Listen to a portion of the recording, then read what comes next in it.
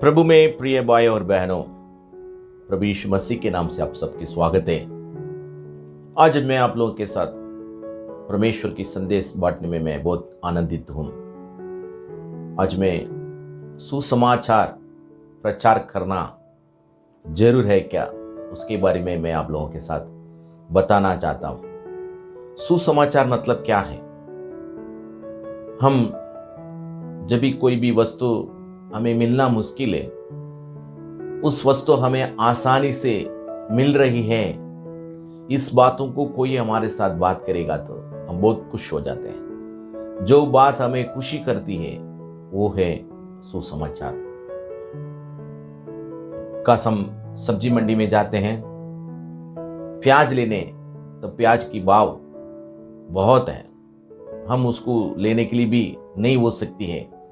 हम देखते हैं, फिर बाद में उसको रख के हम वापस आ जाते हैं। जब हम घर में आने के बाद कोई एक बहन हमसे कहती है या कोई एक भाई हमसे कहता है, इस दुकान में बहुत कम दाम में प्याज मिलती है, तो तुरंत हम खुश हो जाते हैं। हम फिर उस दुकान तरफ दौड़ते हैं। फिर हम लेके आने के बाद और जितने लोगों को हम बता सकते हैं उतने लोगों को हम कहकर आप जाइए, उधर हमें मिलती है और बहुत सस्ता में मिलती है करके हम बताते हैं। सुसमाचार भी यही है, जिस बातों हमें मुश्किल है उस बातों आसानी से मिलने वाली है, और आसानी से जब मिलती है उसको दूसरे तक जो बताना है वही एक सुसमाचार। कुछ दिनों को पहले मुझे एक बहन मिलने आई, तो उसका बेटे का शादी है, उसमें जरूर आप आना। तो मैं बोला ठीक है, कोई बात नहीं, आपका मैं इंतजार करूंगा, क्योंकि मैं 25 साल मेरा बच्चा नहीं था। 25 साल के बाद मुझे ये लड़का मिला है। अभी मैं उसका 25 साल हो गया है, तो उसका शादी करवाना चाहता हूँ। तो मैं आपसे ये आपके आशीर्वाद मैं पाना चाहता हूँ, आपकी प्रार्थना मेरा लड़का के शादी में होना चाहिए, तो इसलिए आप जरूर आना करके मुझे बताया। तो वो कहती है, जब मेरे पास जब बच्चा नहीं था, मैं बहुत मुसीबत में था, बहुत लोग मुझे नकार किया, बहुत लोग मुझे गालियाँ दी, मेरे परिवार में, मेरे समाज में, और मेरे जो अड़ोसी पड़ोसी लोग मुझे बहुत जो नखरा करते थे। 25 साल के बाद मुझे ईश्वर ने बच्चा दिया। मैं बहुत खुश हो गया, मैं बहुत आनंद हो गया। मैं सबको बोलने लगा और मेरे बच्चा को लेके सब लोगों के पास जाके बोलने लगा, ईश्वर मुझे बच्चा दिया, ईश्वर मुझे बच्चा दिया। हाँ, 25 साल हो गया, बच्चा मिलेगा क्या ना मिलेगा, इस कठिन समय में भी उसको बच्ची मिली है, तो वो बहुत खुशी और आनंद की बात है। उस बातों को सबको प्रकट करती थी। सुसमाचार मतलब यही है, जो ना होगी, नहीं मिलेगी, इस समय में भी मिलेगा, इस बातों को जो बताने वाली बात है वो सुसमाचार। बाइबल में हम देखते हैं, जब सीरिया की राजा ने इजराइल के विरोध में अपना तंबू डाल के बैठा था, बहुत समय से जो शहर में रहने वाला या अंदर रहने वाले, कोर्ट के अंदर रहने वाला बाहर ना आ पाया, कुछ भी काम कार्य धंधा ना चल रही थी।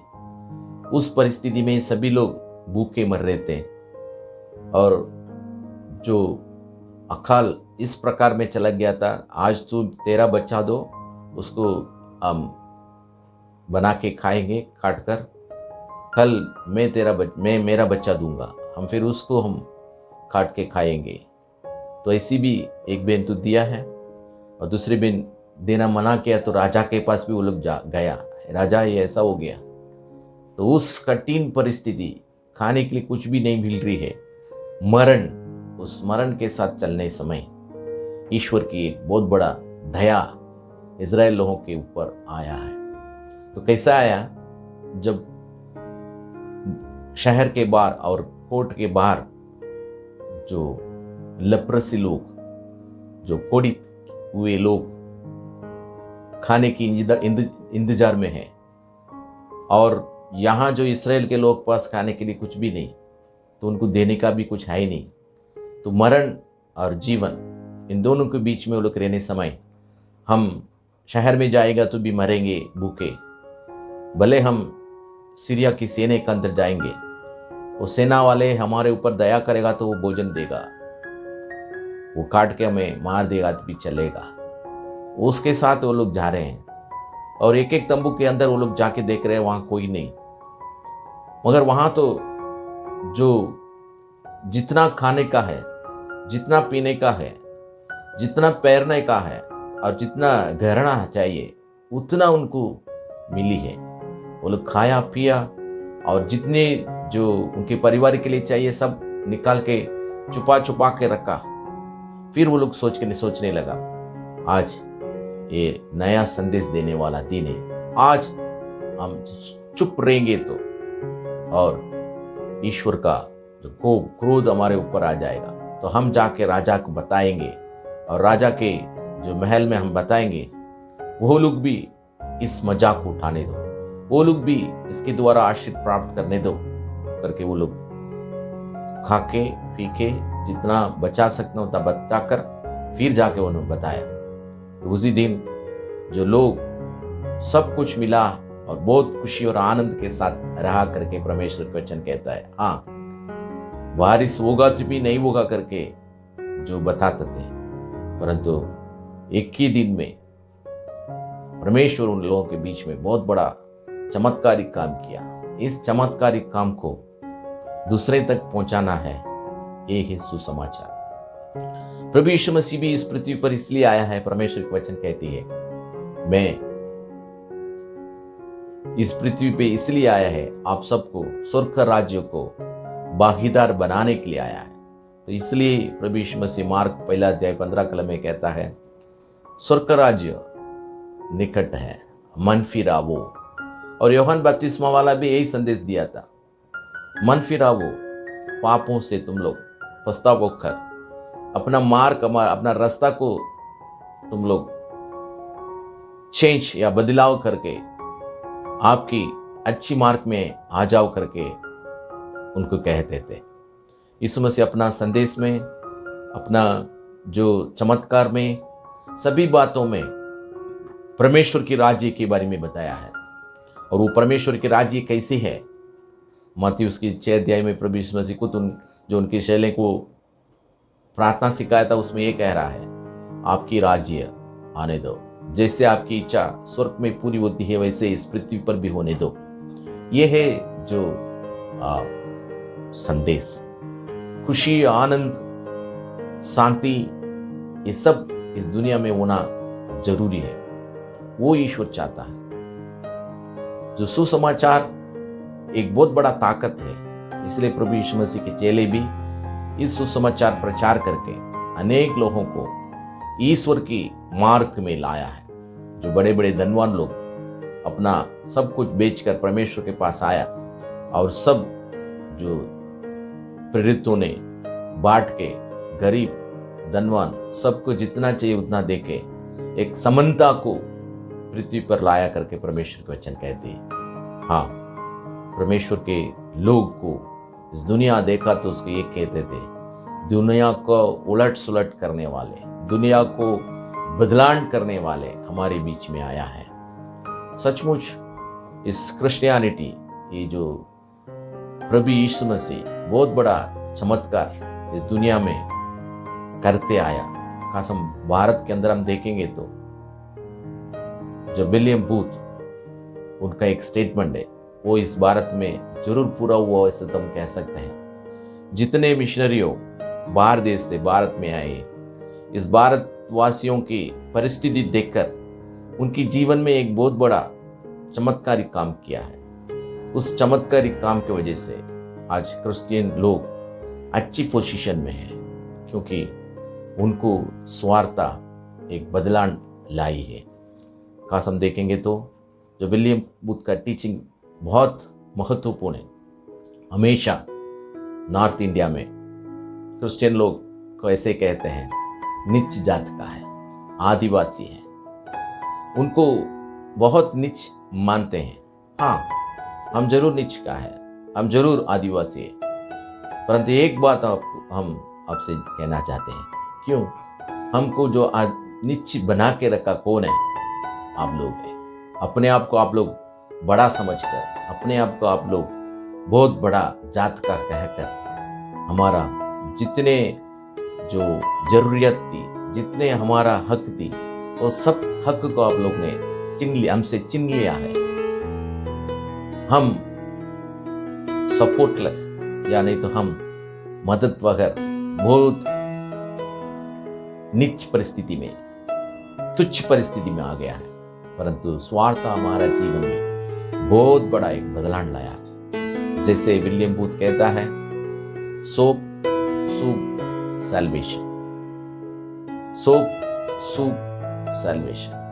हम ऐसा भी कह सकते हैं, सूप सोप सैल्वेशन। पहला हमारा पास खाना नहीं था, हमारा खाना आप लोग ने हमसे छीन लिया है।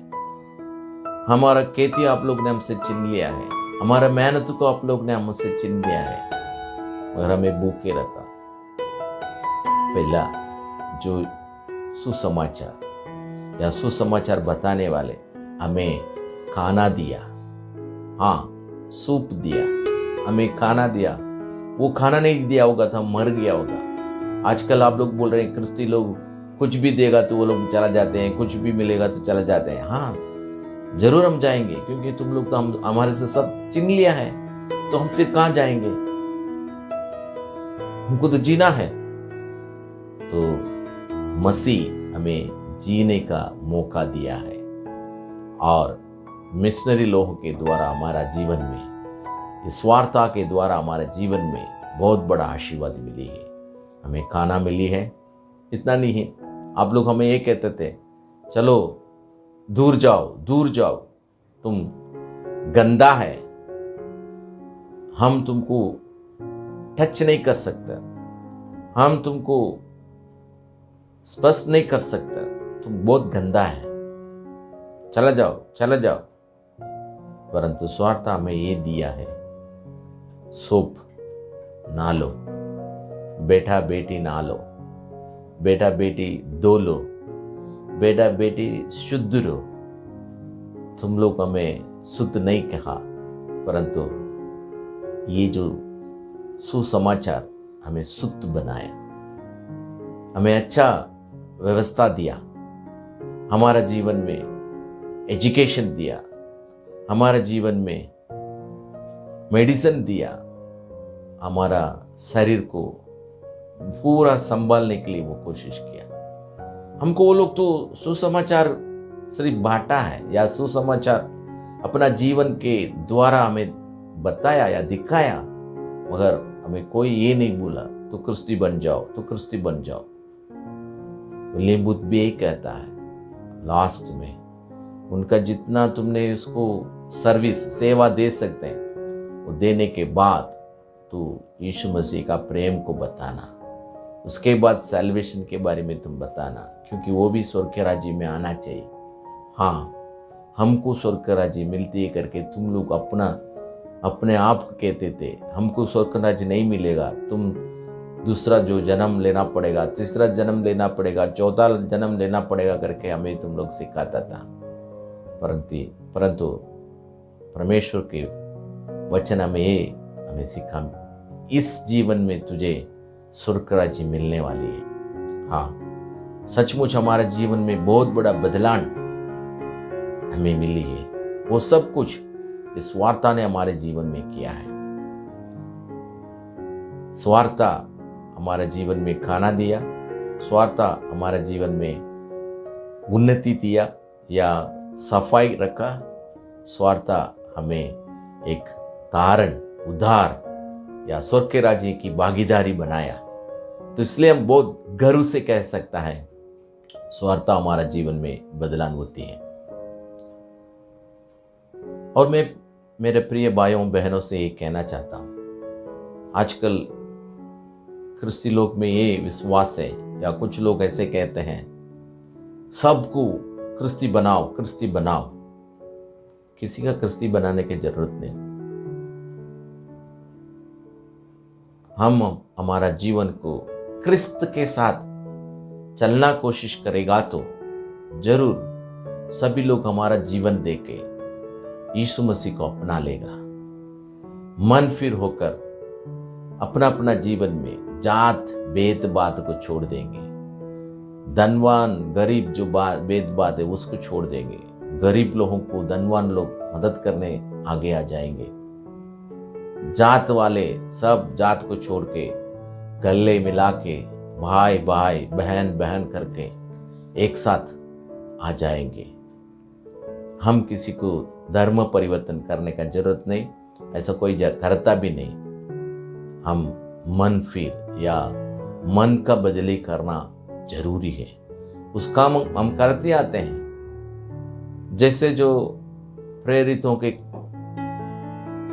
काम उसकी दूसरा अध्याय में पढ़ते हैं, जब लोग अपना मन में जो परिवर्तन आया उसके बाद बपतिस्मा लिया, फिर सब लोग एक मिलके बैठ के खाना खा रहे थे और सब मिलके प्रार्थना करते थे और सब मिलके आराधना करते थे और सब मिलके अपना अपना जो धन दौलत सब बेचकर उसको बांट के एक कम्युनल लाइफ, एक कम्युनिस्ट या कम्युनल लाइफ में वो लोग आ गया है, समानता का में आ गया है।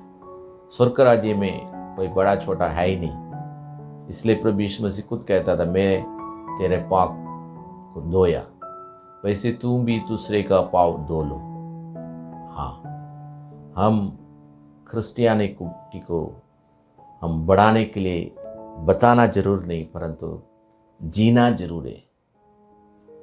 जो जिसके पास रोटी नहीं उसको रोटी देना, जिसके पास साबुन नहीं उसको साबुन देना, जिसके पास जो उधार नहीं उसको उधार देना।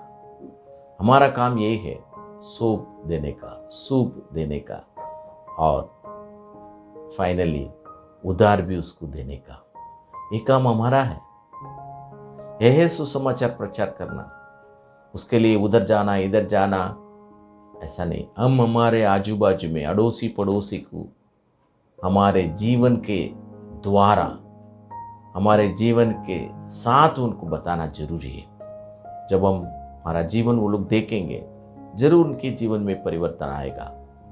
तो मेरे प्रिय भाई और बहनों, हम सब एक जीवित गवाही होना जरूरी है।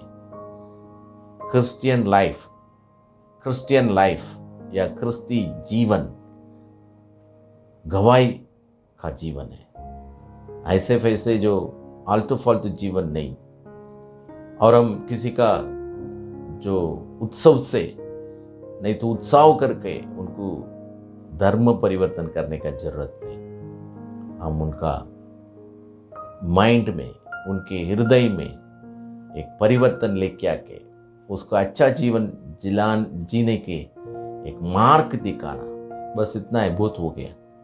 तो वो अपने आप को सही मार्ग पकड़ के, जात मैं उच्च जात का है उठा के फेंक देगा, मैं बहुत धनवान हूँ उठा के फेंक देगा। और जैसे बाइबल में लिखा हुआ है, सभी जो ऊंचा थोड़ा जाएगा और सभी घटा पूरा जाएगा। एक समानता आ जाएगी। आजकल हमारे आजू बाजू में कितने अन्याय होती है, कितनी बुराइयां चल रही है, उसको देख के हम चुप नहीं रहना है। उसके विरोध या उसके जो न्याय के खिलाफ हम बोलने का आगे आना चाहिए। खास आजकल बहनों, बच्चों और दलितों, आदिवासियों, नीच जात के लोगों बहुत परिश्रम में हैं। उनके लिए आवाज उठाकर उनकी जीवन में सोप सैल्वेशन देने के लिए हम तैयार होना चाहिए। हम ऐसा करके हम एक जीवित साक्षी बनकर हम रहेंगे तो जरूर परमेश्वर हमारे द्वारा पूरा दुनिया में बहुत बड़ा एक परिवर्तन लाएगा। उस परिवर्तन में हम हमारे जीवन को समर्पण करेंगे और स्वार्था प्रचार करने नहीं, स्वार्था होकर हम जिएंगे। जब परमेश्वर हमारे द्वारा बहुत बड़ा आशीर्वाद देगा। परमेश्वर हम सबका आशीर्वाद दे। आमीन।